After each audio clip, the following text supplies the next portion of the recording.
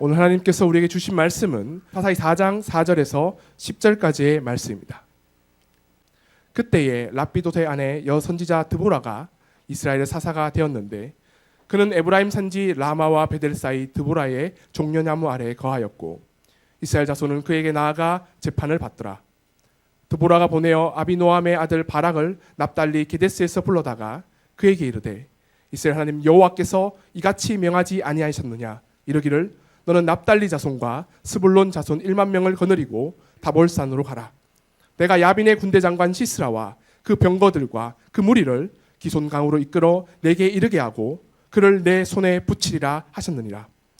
바락이 그에게 이르되 당신이 나와 함께 가면 내가 가려느니와 당신이 나와 함께 가지 아니하면 나는 가지 않겠노라. 가로되 내가 반드시 너와 함께 가리라. 그러나 내가 이제 가는 일로는 영광을 얻지 못하리니 이는 여호와께서 시스라를 여인의 손에 파실 것임이니라 하고 드보라가 일어나 바락과 함께 게데스로 가니라. 바락이 물론과 납달리를 게데스로 부르니 1만인이 그를 따라 올라가고 드보라도 그와 함께 올라가니라. 아멘. 2015년 어머니 기도에 문을 열어주실 목사님은 가장 우리가 사랑하고 자랑스러워하는 우리 담임 목사님입니다. 우리 승리하는 어머니한 제목으로 말씀 전하실 때 큰 은혜 받으시기 바랍니다. 목사님 나오실 때 큰 박수로 환영해 주십시오. 어머니 기도회 2015년 이제 문을 열었습니다. 근데 하여간 처음 시간을 이제 접어러 하라니까 이제 제가 처음 시간을 순종하는 마음으로 하게 됐습니다. 우리 서로 옆에 분들에게 우리 인사하겠습니다. 새해 복 많이 받으시고 만나 뵈서 반갑습니다.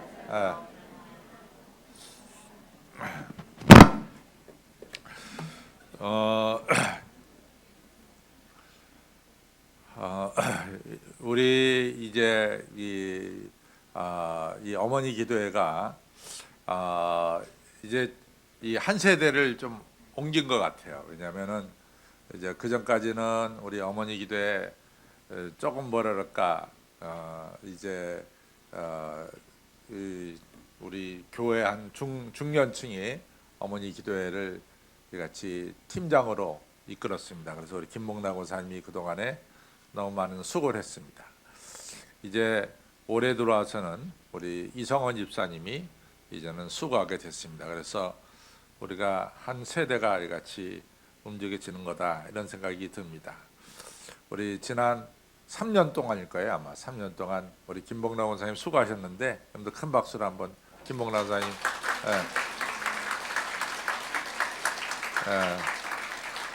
또 앞으로 이제 새롭게 또 수고하실 우리 이성원 집사님을 위해서도 큰 박수 한번 보내주시기 바랍니다.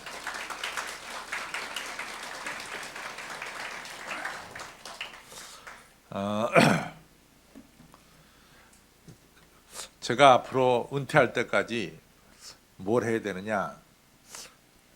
제가 사실은 이제 속마음에는 내가 은퇴하기 전까지 우리에게 젊은 사람들을 좀 많이 세워서 일꾼으로 세우겠다 이런 마음이 아주 가득합니다. 제 마음속에. 그래서 우리 한신교회가 더 이같이 이 젊어져서 젊은 분들이 열심으로 일하는 이 교회가 돼야 되겠다. 근데 어떤 분들이 그래요. 목사님 자꾸 그러니까 우리 나이 든 사람들이 좀 서글퍼집니다. 그래요. 근데 제가 그걸 이해를 못하는 바는 아닙니다. 그런데 제가 여쭤봤어요. 도대체 권사님 몇 살 때부터 일하기 시작했어요? 그랬더니 30대 초반부터 여신도 회장하고 막 그랬대. 그럼 지금이 몇 년이냐고 말이에요. 지금 우리 이게 젊은 층들이 다 50대 또 40대 이렇게 됐는데 이제는 그분들이 일해야 되지 않느냐 이런 이야기를 제가 합니다. 그러면 이제 그때서는 이제 가만히 계세요. 그러니까 본인들이 30대부터 일했거든요. 김 회장님 그렇잖아요. 여한이 없죠. 여한이 없습니다. 젊은 사람들이 많이 일을 하는 이러한 교회가 돼야 될 줄 압니다.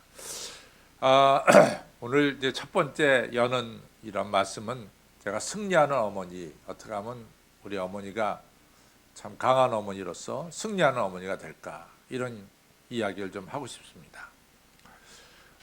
중국의 이 하난 지방에 생큐라고 하는 그런 지역이 있습니다. 그 지역에 이제 미국 선교사 부부가 아기 둘 데리고 거기서 선교 활동을 했어요. 그때가 1940년대입니다. 그러니까 1940년대면 일본 군대가 중국을 침략하면서 점령하기 시작할 때 이야기입니다. 근데 그 남편 되는 목사님이 병에 걸려가지고 병을 치료하느라고 그 생큐 지방에서 약 200km 떨어진 야전 병원으로 옮겨졌어요. 그래서 선교지에는 이 사모님하고 2살 난 이제 딸하고 2달 된 아들하고 이렇게 세 식구만 남았습니다. 근데 일본 군대가 정말로 정신없이 이 생큐 지역으로 몰려오니까 생큐 지역에 살던 이 중국 사람들이 결국은 그 지역을 떠나게 되는 거예요. 왜냐하면 피난 가는 거죠. 일본 사람들 잡히면 안 되니까. 피난 가는데 그 지역에 이 중국군 장교가 참 신앙생활 잘하는 장교인데 장교가 떠나면서 생각해 보니까 선교사하고 선교사 부인하고 애들 둘이 걱정이 됐어요. 그래서 선교관에 찾아왔습니다. 그랬더니 선교사는 안 계시고 선교사 부인하고 두 애가 있으니까 여기 떠나십시오. 여기 떠나지 않으면은 2, 3일 내로 곧 일본군이 들어올 것 같습니다. 떠나라 그래요. 근데 이제 선교사 부인이 이게 1941년 1월의 이야기인데 우리가 1월에 얼마나 추워요. 지금 상당히 춥죠. 사실은 우리가 자라날 때보다는 우리나라 온도가 많이 높아졌어요. 제 생각에는 이 12월, 1월, 2월 때 우리나라가 몹시 추웠던 것 같아요. 그리고 정말 그때 한강 얼었잖아요. 한강 얼어가지고 한강에서 스케이트 타고 그랬단 말이죠. 근데 지금은 한강 어는 게 별로 없어요. 그만큼 우리나라 온도가 높아졌다는 거죠. 상당히 추웠습니다. 그러니까 중국도 상당히 추웠어요. 근데 그 추위에 이 선교사 부인께서 이 2살 난 아들하고 2달 된 딸을 데리고 이 간다는 게 너무 위험한 거예요. 그러니까 자기는 하나님께 맡기고 있겠다. 그래서 안 떠납니다. 안 떠나고 다 떠났어요. 안 떠나고 거기서 있는데 정말로 적막한 도시가 됐죠. 다들 피난 갔으니까. 그래서 1월 16일, 1941년 1월 16일 날 아침에 이제 아기에게 젖을 주기 위해서 이 싱크대에 갔습니다. 근데 거기도 아마 중국도 우리나라하고 비슷하게 하루하루 이렇게 인력으로 뜯어내는 그 달력이 있었던 것 같아요. 근데 그 달력에 성경 구절이 쓰여져 있는 달력이 있대요. 그 1월 16일 날 달력을 딱 보니까 시편 56편 3절의 이야기가 나오는데 뭐라고 나오냐면은 이 어려울 때 이같이 주님을 의뢰해라. 너희들 힘들 때 주를 의뢰하라. 이런 말씀이 나오더래요. 그래. 내가 참 어려우니까 이 어려울 때 내가 하나님 의지해야 된다. 하면서 더 하나님께 기도했어요. 하나님, 말씀대로 내가 이 어려울 때 위기 때 하나님을 의지하오니 하나님이여 나를 지켜 주옵소서. 이렇게 이제 기도하고 그날 하루 두렵지만은 하나님 의지하면서 지냈어요. 그 다음 날 1월 17일이 됐습니다. 또 1월 17일 날 달력을 한 장 뜯어서 보니까 1월 17일 날 달력에는 시편 9편 10절의 말씀이 나왔습니다. 그 말씀 뭐냐면 여호와여 주의 이름을 아는 자는 주를 의뢰하오리니 주께서 그를 버리지 아니하시리이다. 이런 말씀이 나와요. 제가 주님을 알고 주님을 바라보니 주님께서 저를 버리지 않고 지켜줄 줄로 믿습니다. 이 말씀을 가지고 또 확신을 가졌어요. 그리고 그날 참 적막한 하루인데 일본군이 언제 들어올지 모르는 이러한 위험한 시기에 그 말씀을 의지하고 그 하루를 지냈습니다. 그런데 뭐 아시다시피 그 당시에 참 먹을 것이 넉넉지 못할 때인데 이 아기에게 줄 이같이 젖도 잘 안 나오고 우유도 떨어졌어요. 그 다음 날. 그러니까 1월 18일이죠. 참 걱정이 됐습니다. 야, 이 아이가 오늘 이상하게 애 먹일 젖도 안 나오고 또 이같이 얘한테 따는 것을 줄 만한 우유도 없고 상당히 걱정했습니다. 그것이 바로 이제 1월 18일인데 1월 18일 날 달력을 딱 띄니까 그 말씀이 뭐냐면은 창세기 50장 23절의 얘기인데 그건 요셉이 형들에게 말한 겁니다. 형들이여 두려워 마소서.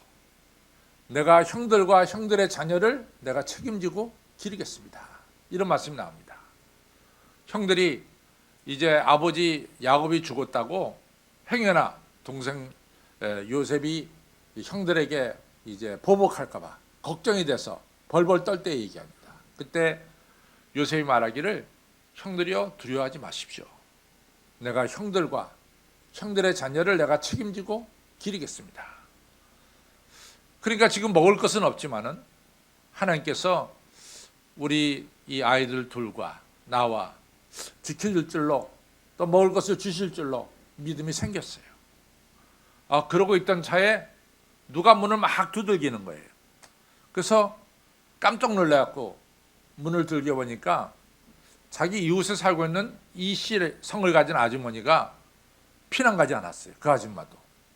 그러면서 그 아줌마가 돌아와서 하는 말이 제가 아무리 생각해봐도 선교사님 댁에 먹을 것이 떨어진 것 같습니다.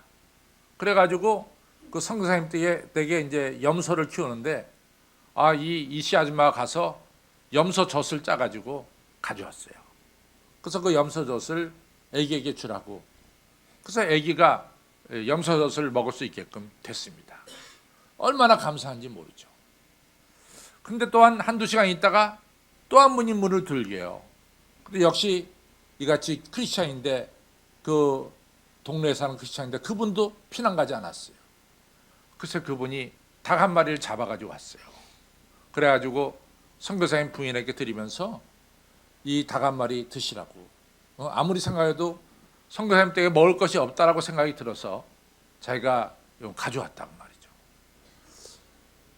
얼마나 하나님 말씀이 확실하게 이루어집니까? 두려워하지 마소서. 내가 당신들과 당신들의 자녀들을 먹이겠습니다. 지키겠습니다. 말씀 그대로 이루어졌습니다. 이분은 너무 감격했어요. 정말 말씀이 그날 말씀이 하나도 빼놓지 않고 그날 이루어지는 것을 확실하게 보게 되었습니다. 그리고 하루가 지났어요. 이제 1월 19일이 됐습니다. 19일에서 이제 20일로 넘어갔죠. 1월 20일이 됐습니다. 20일 됐는데 막 바깥이 요란스러워요. 그래서 웬일인가? 왜 이렇게 요란스러운가? 그랬더니 피난 갔던 사람들이 다시 마을로 들어오는 거예요. 이상하다. 일본군들이 온다고 해서 다 피난 갔는데 왜 마을 사람들이 돌아올까? 참 이상하다. 그랬어요. 그랬더니 자기에게 피난 가라고 말했던 중국군 장교가 와서 하는 말이 찾아왔어요. 걱정하지 마세요. 정말로 자기들도 이해할 수 없는 일들이 생겨났습니다. 뭐냐 그랬더니 자기들은 일본군이 이 센큐 지역으로 틀림없이 밀려왔는데 그래서 일본군들이 느닷없이 방향을 바꿔서 다른 지역으로 갔습니다. 이 지역에는 일본군들이 안 오게 됐습니다. 얼마나 감사한지요. 이 선교사 부인은 너무 하나님께 감사한 거예요. 하나님께서 정말 어려울 때 주를 의지하라. 어려울 때 주를 의지했더니 주인께서 지켜주시고 또 먹을 것이 없을 때 두려워하지 말아라. 내가 너와 네 자식들을 책임지겠다. 이 말씀 그대로 그 먹을 것 없는 자기와 자기 아들과 딸을 위해서 먹을 것을 주시는 이 하나님의 역사에 너무나 감격한 것을 우리가 책에서 볼 수가 있습니다. 저는요, 참 하나님 말씀이 사실은 하나도 빠짐없이 우리의 삶 속에 이루어진다는 사실을 여러분들 꼭 기억하시기를 바랍니다. 제가 이제 그 대학에 들어갈 때 우리 어머니가 저한테 자꾸만 이제 신학대학 빨리 가라고 막 이렇게 막 저한테 그랬어요. 근데요, 제가 그 당시에는 신학대학 당장에 막 들어가고 싶지 않았어요. 그때 막 들어가고 싶지 않았어요. 우리 다 그 당시만 해도 우리 친구들이 쉽게 대학 들어갈 텐데 나도 신학대학 막 들어가는 것보다는 신학은 좀 늦게 하고 싶었어요. 늦게. 그래서 자꾸만 어머니한테 제가 이유를 댔습니다. 어머니, 제가 일반 대학을 졸업하고 그리고 신학대학 가도 늦지 않는데 왜 어머니는 이 고등학교 졸업한 나한테 잠깐 빨리 신학대학 가라 그럽니까? 사실은 그때는 그렇게 생각이 들었어요. 그때 어린 나이에 한참 놀던 나이인데 말이죠.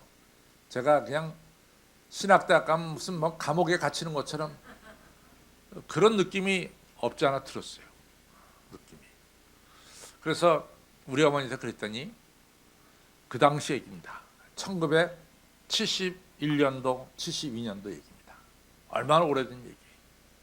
우리 어머니 하신 말씀이, 야, 내가 너를 두고 기도할 때마다 생각나는 게 있는데 하나님께서 말이야, 너를 비행기를 태워서 여기저기 다니면서 복음을 전하는 사람으로 쓰실 것 같아.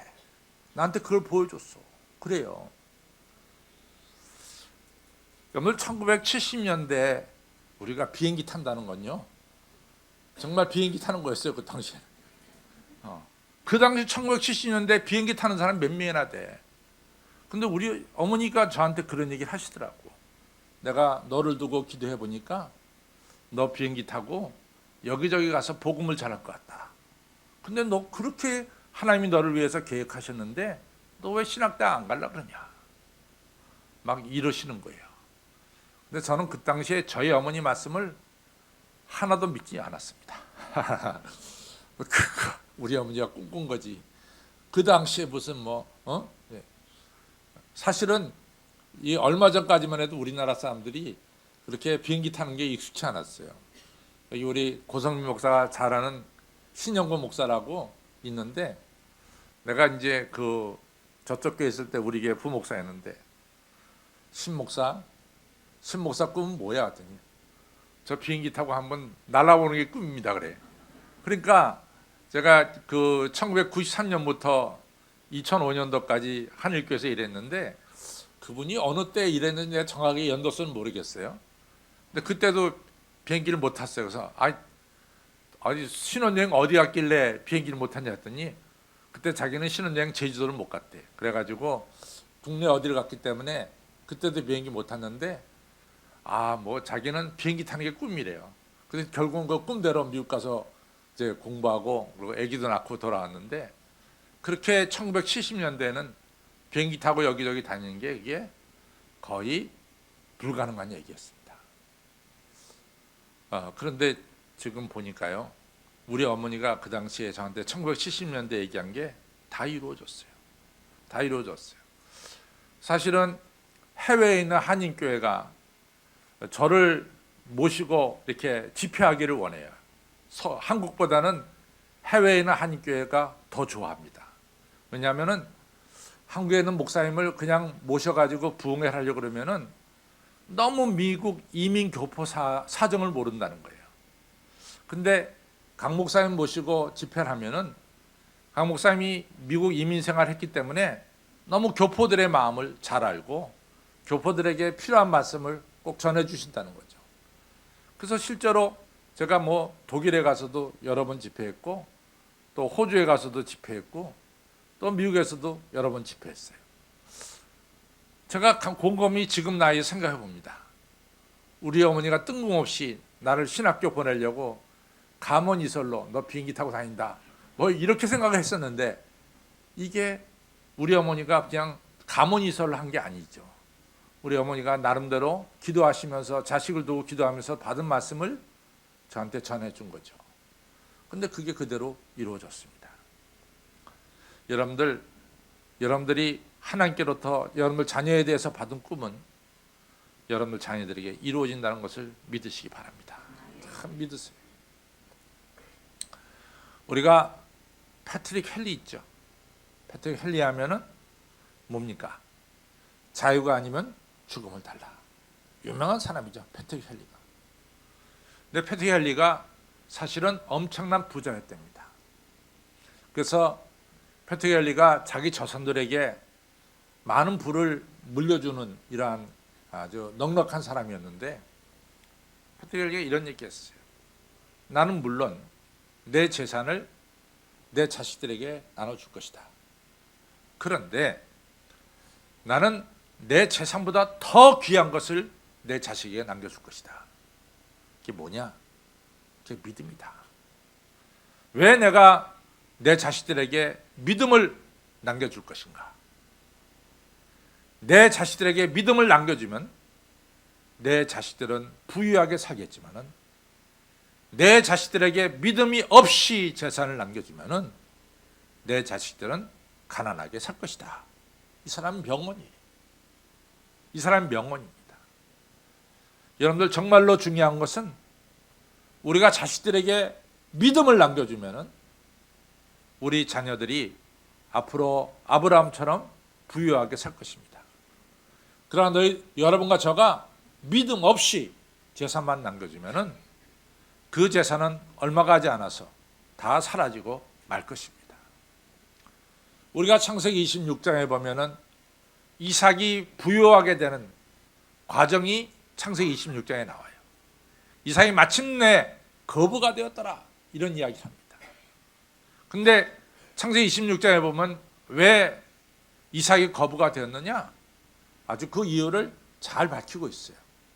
그것은 네 아버지 아브라함이 하나님 말씀을 지켜 행했기 때문에 내가 너에게도 이러한 축복을 내려주신다 라고 말씀하고 있어요. 아브라함의 믿음이 이삭에게 건너가서 이삭이 부유하게 되는 역사가 일어났습니다. 여러분들 자녀들에게요, 꼭 신앙을 남겨주시기 바랍니다. 신앙 이상 중요한 게 없어요. 신앙 이상 중요한 게 없어요. 글쎄, 제가 이 나이쯤 돼서 느끼는 게 뭐냐면, 제가 학교 다닐 때 잘한 게 한 두 가지가 있어요. 그건 뭐냐면, 제가 독일어 시험 보면 100점 받았어요. 독일어가 굉장히 수학적으로 돼 있어요. 그래가지고 그 원리만 딱 알면은, 독일어 시험 보면 저는 시험 시간이 한 40분이라면은 전 10분이면 다 답 썼어요. 그래서 독일어는 항상 제가 100점 받았습니다. 또 하나 제가 잘하는 게 수학이에요. 제가 수학을 참 잘했어요. 왜 잘했냐면은 제 아버님이 수학 선생님이에요. 그래서 저희 아버님이 저한테 딴 거 전혀 안 봐요. 우리 어머니는 제가 공부를 어떻게 하든 상관이 없는 분이에요. 우리 어머니는. 그러니까 우리 어머니는 별로 내 성적에 대해서 관심이 없어요. 관심이 없고, 네가 공부 잘하면 네가 복을 받는 거고, 너 공부 못하면 네가 그거에 대해서 네가 책임지는 거다. 이게 우리 어머니 딱 생각이니까, 우리 어머니는 우리 자식한테 공부해라 그런 소리 한 적이 없습니다. 근데 우리 아버님은 가끔 가다가 내가 공부하고 있는지 안 하는지를 뭐를 보냐면 내 수학 노트를 찾아봐요. 딱 꺼내가지고 우리 아버님 이렇게 보시면은 얘가 공부하는지 안 하는지를 정확히 아세요. 노트 정리하는 거 보면. 그러니까 우리 아버지가 제가 수학 노트를 본다는 걸 아니까 제가 수학만큼은 열심히 했습니다. 열심히 했습니다. 그리고 제일 걱정되는 게, 우리 아버지가 가끔 가다가 나 너 때문에 학교에서 이같이 애들 가르치는 거 못하게 될까 봐 걱정이다. 그러니까 뭐냐면 바깥에 나가서 싸우지 말고, 싸우다가 정학이나 이런 거 받아갖고 아버지에게 먹칠하지 말고, 또 공부 못해가지고 이 강 선생님 아들은 공부 못한다 이런 소리 들으면 내가 얼마나 창피하냐. 그러니까 너 제발 그런 소리 아버지한테 안 듣도록 너 공부 좀 하길 바란다. 그 얘기는 우리 아버지가 하시지 어머니가 한 적은 없어요. 그래서 제가 수학만큼은 열심히 했습니다. 그래서 수학 성적은 잘 나왔어요. 근데 지금 제가 독일어 어디 가서 써먹습니까? 독일어 어디 가서 써먹어요? 독일 가니까 독일어 전혀 생각 안 나요. 제가 수학 어디서 써먹습니까? 수학 써먹는 거 별로 없어요. 저한테 실생활에서 가장 중요한 건 뭐냐? 여호와 하나님을 의지하는 믿음이에요. 어떤 경우에도 믿음은 저로 하여금 바르게 살게 만들고 주눅들지 않게 만들고 담대하게 살게 만들고 그것이 믿음이에요. 우리에게 남는 건 믿음입니다. 우리가 천국 갈 때 너 수학 성적 얼마 받았냐? 그거 아닙니다. 너 독일어 얼마나 잘하느냐? 그거 전혀 아닙니다. 우리가 하늘나라 갈 때 여호와 하나님을 믿는 믿음 가지고 우리가 천국 가게 돼 있어요. 여러분들 자녀들에게 꼭 믿음을 훈련을 시키세요. 믿음만큼 소중한 게 없습니다. 정말 믿음이 소중합니다. 여러분들의 자녀를 믿음으로 키우면 하나님께서 그 자녀를 책임져 주신다고. 꼭 믿음으로 여러분들의 자녀를 키우시기를 바랍니다. 그 다음에 드보라가 오늘 성경에 나오는데 이때가 어느 때냐면은 이 북쪽에 하솔이라는 나라가 이스라엘을 20년 동안 지배했어요. 20년 동안. 근데 이 하솔이라는 나라는 이 지금으로 말하면 탱크를 900대 가졌어요. 탱크를. 그러니까 철병거 900승을 가졌다니까 탱크를 900대 가졌어요. 그래서 엄청난 무기로 이스라엘을 지배하니까 이스라엘 20년 동안 이 아주 하솔에게 농사지면 다 뺏겼어요. 농사지면 다 뺏겼다. 그런 시절인데 이제 하나님께서 이스라엘이 잘못했다고 비니까 하나님께서 누구를 세우냐면은 사사로 누구를 세우냐면 드보라를 세워요. 저 같으면은 그런 위기 때 사사로 세울 때는 나는 전쟁자라는 사람을 세웠으면 했어요. 전쟁자라는 사람. 근데 하나님은 우리 생각하고는 다르게 여성을 이같이 사사로 세워서 이 하솔 나라를 싸워서 이기게 합니다. 그것이 하나님의 방법이에요. 근데 보세요.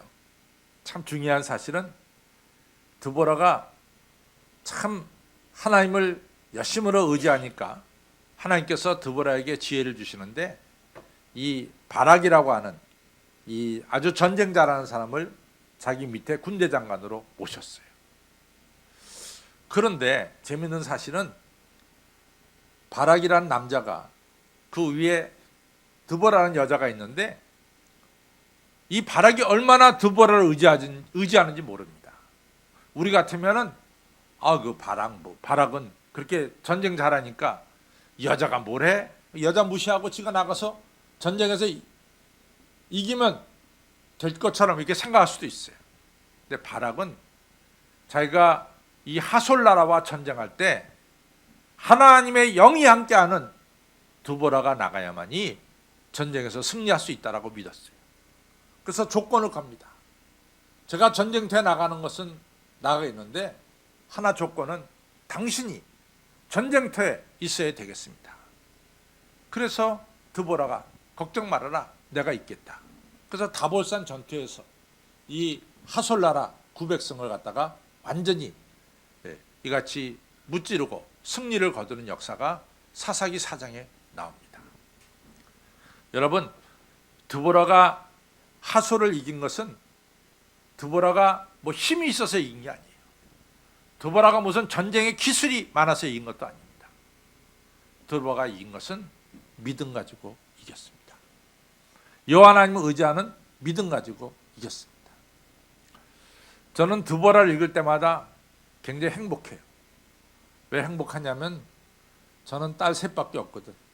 그래서 우리 딸들도 잘 돼가지고 이제 드보라처럼 위대한, 우리가 지도자면 남자만 생각하는데 앞으로 우리 밑에 세대는 남자만이 지도자가 아니라 여성들도 더욱더 크게 쓰일 날, 그날이 올 것이다. 그러면 어떤 여성이 쓰임 받게 되느냐? 믿음을 가진 여성이 쓰임 받게 되는 거예요. 여러분들 아들만 잘 되고 딸은 뭐 그냥 하우스와이프로 지냈으면 좋겠다 이렇게 생각하는 사람은 요즘은 없을 거예요. 아들도 잘 되지만은 딸들도 이같이 이 사회 속에서 귀하게 쓰임 받기를 바라는 것이 이 부모님의 마음입니다. 그래서 여러분들의 딸들도 이처럼 믿음을 가지고 잘 자라면은 드보라처럼 귀하게 쓰임 받을 줄로 믿습니다. 오늘 이제 어머니 기도회를 이제 첫 시간 하면서 제가 아비가일 이야기를 좀 해보고 싶어요. 아비가일은 원래 나발의 부인입니다. 나발의 부인인데 다윗이 이 사울 왕에게 쫓겨다닌 횟수가 한 10년 돼요. 10년을 쫓겨다니는데 사울 왕은 조금 뭐라 그럴까 엘리트 위주로 정책을 폈던 것 같아요. 사울 왕은. 그래서 사울 왕에게 이같이 대개 사울 왕의 옆에서 일하는 사람들은 좀 엘리트들이 공부도 잘하고 집안도 좋고 뭐 이런 사람들이 주로 사울 왕 곁에서 일했던 것 같아요. 근데 그 당시에 막 대학 떨어지고 또 학교 몇 번 떨어지고 취직도 안 되고 뭐 이렇게 사회에서 좀 뒤처진 사람들이 누구를 따라다니냐면 다윗을 따라다녔어요. 그래서 그 당시에 사울의 눈에 비친 다윗은 불량배들을 몰고 다니는 사람이 다윗이었습니다. 또 어쨌든 간에 다윗이 아둘람굴에 있을 때 이러한 소위 말해서 그 사회에서 뒤처진 사람들이 다윗에게 찾아왔어요. 그 사람들이 몇 명이나 되냐면 600명이 됐습니다. 600명. 그러니까 어쨌든 간에 자기를 찾아온 600명을 다윗은 먹을 것을 줘야 됩니다. 근데 다윗이 자기도 도망 다니면서 이 600명을 어떻게 먹이냐고. 왜냐하면 한 곳에 이같이 땅을 가지고 농사를 질 수도 없어요. 왜냐하면 사울이 쳐들어오면 또 도망가야 되니까. 그러니까 어디 정착할 수가 없는 거죠. 근데 600명은 그 당시에 뒤처진 사람 600명은 이같이 다윗을 쫓아다니니까 다윗이 쫓아오는 걸 너 가라 할 수 없으니까 다윗이 600명을 이같이 데리고 다닙니다. 근데 다윗이 할 수 있는 일은 뭐였냐면은 소위 말해서 600명이 좀 노동을 해가지고 노동의 어떤 대가를 가지고 먹고 사는 길밖에 없어요. 그 시대에 600명이 무슨 노동을 하느냐? 그것은 예를 들어서 나발 같은 큰 부자가 양을 갖다가 수천 마리 키우는데 그 양을 갖다가 사나운 짐승들로부터 또 나쁜 사람들로부터 보호해주는 이런 경비 용역 같은 걸 만든 것이 이 다윗을 따라다니는 사람들이 하는 일이에요. 그래서 다윗이 이 나발의 양들을 갖다가 이 자기들의 소년을 풀어가지고 양들을 잘 지켜줬어요. 그래서 한 마리도 잃지 않았습니다. 성경에 보면은 우리가 1년 중에서 가장 기쁜 날이 어떤 날이냐? 농사 짓는 사람들에게 있어서는 추수의 날이에요. 그래서 항상 우리가 1년의 명절 중에 설날도 크지만은 사실은 추석이 굉장히 컸어요. 추석은 왜냐하면 추수한 것을 기쁨으로 해서 드리는 날이 바로 추석이었거든요. 그 다음에 이스라엘 절기도 3가지가 있었어요. 유월절이 있었고 오순절이 있었고 그 다음에 장막절이 있습니다. 물론 지금은 유월절을 굉장히 크게 지키지만은 그 옛날에는 제일 큰 절기가 장막절이었어요. 이 장막절은 무슨 절기냐면 추수하고 지키는 절기예요. 근데 그와 마찬가지로 유목민들에게 있어서 가장 큰 절기는 어떤 절기냐면 양털을 깎는 날이야. 그 날이 농사 짓는 사람들의 추수와 똑같아. 그래서 나발이 이 양털을 깎는 날이 왔어요. 그 날이 축제의 날이거든요. 그러니까 이제 다윗이 소년들을 나발에게 보냈죠. 내가 당신들의 양들을 잘 지켜줬으니까 이 좋고 기쁜 날 우리 소년들에게 좀 먹을 것을 주십시오. 이 소년들이 그런 대로 당신들의 양을 한 마리도 잃지 않도록 지켜줬는데 이 지켜준 수고에 대한 좀 먹을 것을 좀 주시기 바랍니다. 정중하게 다윗이 나는 종이고 당신은 주인입니다 하면서 이같이 이 나발에게 요청을 했습니다. 그랬더니 나발이 뭐라고 얘기했냐면은, 야, 도대체 이세 아들이 뭐냐? 이세 아들이 뭐냐 말이야. 아주 다윗을 갖다 아주 이 깔아 뭉개는 겁니다. 그래서 항상 이 다윗을 무시할 때 쓰는 말이 뭐냐? 이세 아들이 뭐냐? 이겁니다. 그 다음에 요즘 주인에게 반항하고 도망쳐 나온 사람들이 있다고 하는데, 내가 그 사람들에게 어떻게 먹을 것을 주겠냐? 그러니까 주인 이 사울에게 도망쳐 나온 사람이 바로 뭐냐면 다윗이고, 다윗을 따라다니는 600명이 전부 다 불량배인데, 내가 불량배한테 어떻게 먹을 것을 주겠냐? 하나도 주지 않겠다 하면서 보냈어요. 다윗이 몹시 기분이 상했습니다. 첫째는 다윗이 적어도 자기 기름 부음 받은 하나님의 아들이고, 또 자기가 도망 다니고 싶어서 도망 다니는 게 아니라 사울이 죽이려고 하니까 도망 다니는 건데, 그런 자기를 가리켜서 아주 불량배로 몰았고 나쁜 사람을 몰았고, 그 다음에 그래도 자기 양떼들 갖다가 하나도 잃지 않도록 다 지켜주고 보호했는데, 그 수고에 대한 대가를 하나도 주지 않고 내쫓는 이 나발을 볼 때 다윗이 머리끝까지 화가 치밀었습니다. 그래갖고 다윗이 말이죠, 군대 400명 끌고 내가 오늘 나발에게 속한 남자들을 한 명도 남기지 않고 내가 다 죽여버린다. 내가 죽이는지 안 죽이는지 봐라 하면서 다윗이 아주 흥분해가지고 400명 끌고 나발에게 가는 거예요. 그때 나발의 아내 아비가일이 종으로부터 얘기를 들읍니다. 아이고, 여주인님 큰일 났습니다. 저희들이 들에서 양을 칠 때 정말 다윗과 다윗의 소년들이 우리를 열심히 지켜주었고, 조금도 손해나지 않도록 우리를 위해서 정성을 다해 지켜줘서 우리가 오늘 이 기쁜 날을 맞이했습니다. 근데 다윗이 먹을 것을 달라 그러는데, 글쎄 우리 주인이 다윗에게 불량배라고 말했고 먹을 거 하나도 주지 않고 내쫓아버리고 말았습니다. 지금 다윗이 군대를 끌고 올라와서 우리를 치려고 올라오고 있습니다. 아비가일이 그 얘기를 듣자마자 급하게 음식을 가지고 두 나귀에 채워가지고 다윗에 오는 길에 마중으로 나가서 다윗 앞에 있자마자 머리를 팍 숙입니다. 나의 주여, 나의 주여 하면서 머리 숙입니다. 하나님께 기름 받은 나의 주여 하면서 머리를 숙이면서 얘기합니다. 우리 바깥 어른이 잘못한 것 밀어내서 그런 것이니까 용서해 달라고 얘기합니다. 그리고 내가 가져온 음식을 받으시라고.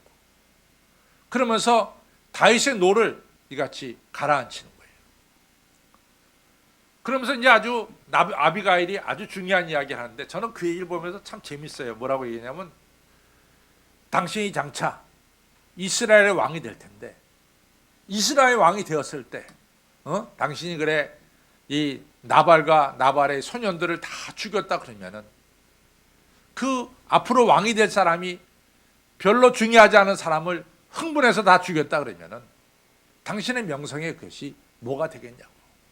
그러니까 그 노를 푸시고 이 음식을 받으시고 이같이 사람을 죽이는 일을 하지 마십시오 라고 그랬어요. 다윗이요, 그 얘기를 들어보니까 구구절로 맞는 얘기야. 그러면서 아비가일에 말하기를, 당신은 참 지혜로운 여자다. 당신의 말이 나로 하여금 분을 맞게 했고 나로 하여금 쓸데없이 피를 흘리지 않게 했다. 정말 당신은 지혜로운 여자다. 이렇게 칭찬을 하게 됩니다. 정말 아비가일은 지혜로운 여자예요. 왜 지혜로운 여자냐?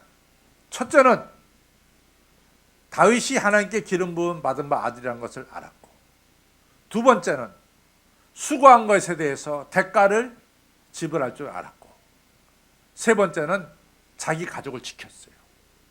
그때 안 그랬으면 다윗이 올라가서 자기 가족 다 죽이는 거예요. 그러니까 지혜로운 여자입니다. 지혜로운 여자는 뭐냐? 첫째는 하나님을 경외하는 여자가 지혜로운 여자입니다. 지혜로운 여자는 어떤 여자냐? 자기 가족을 지키는 여자가 지혜로운 여자입니다. 지혜로운 여자는 어떤 여자냐? 수고의 결실이 있다는 것을 아는 여자가 지혜로운 여자입니다. 우리 어머니 기대 여러분들은 아비가일처럼 다 지혜로운 여자들이 되시기를 바랍니다. 하나님을 경외하시고 여러분들의 자녀는 여러분들이 지켜야 되는 거예요. 누가 지키는 게 아니에요. 여러분들의 자녀들은 여러분들이 잘 지켜야 됩니다. 어떻게 지켜야 되느냐? 믿음으로 자녀를 키우시기를 바랍니다. 그래서 여러분들의 자녀들이 믿음으로 잘 키워서 정말 아브라함의 아들 이삭처럼 귀하게 쓰임받고 요셉처럼 귀하게 쓰임받는 그런 자녀들이 되시고, 여러분들의 딸들은 드보라처럼 훌륭한 지도자가 되시기를 바랍니다. 그래서 이 승리하는 어머니들, 승리하는 여러분들이 다 되시기를 주님의 이름으로 축원합니다. 기도하겠습니다. 하나님 아버지, 오늘 어머니 기도의 첫날에 승리하는 어머니에 대해서 생각했습니다. 특별히 이같이 일본군들이 이 생큐 지역에 침입하는 그때 이 선교사 부인과 두 아이가 선교관의 그 추위에 남아있을 때, 모든 세상이 적막할 때 선교사 부인이 매일매일 말씀을 믿고 의지하며 힘을 얻고 두 자녀를 키우며 하나님의 역사를 체험했듯이, 아버지 하나님이여, 우리 어머니 기도에 어머니 한 분 한 분도 하나님 말씀 읽으며 그 말씀 믿으며 그 말씀 속에서 능력과 힘을 얻는 우리 어머니들이 되도록, 성경 말씀을 믿는 어머니들 되도록 축복하여 주옵소서. 패트릭 헨리처럼 내 자녀들에게 물질적인 재산을 남겨주는 것도 중요하지만 더 중요한 믿음을 자녀들에게 남겨줘서 아브라함의 자녀들이 부유하게 된 것처럼 우리 어머니 기대의 자녀들이 계속해서 하늘의 풍요를 누리며 살아가는 자녀들이 되게 하여 주옵소서. 드보라가 믿음으로 하솔 나라를 이긴 것처럼 아버지 하나님, 우리 어머니들이 믿음으로 여러 가지 공격해오는 악한 세력들을 능히 물리치는 이런 지혜로운 어머니, 믿음의 어머니가 되게 해주시고, 아비가일처럼 하나님을 경외하며 가족을 지키며 수고의 열매가 있다는 사실을 믿고 나아가는 지혜로운 어머니들로 만들어 주시옵소서. 감사하며 예수님 이름으로 간절히 기도를 쌓옵나이다. 아멘.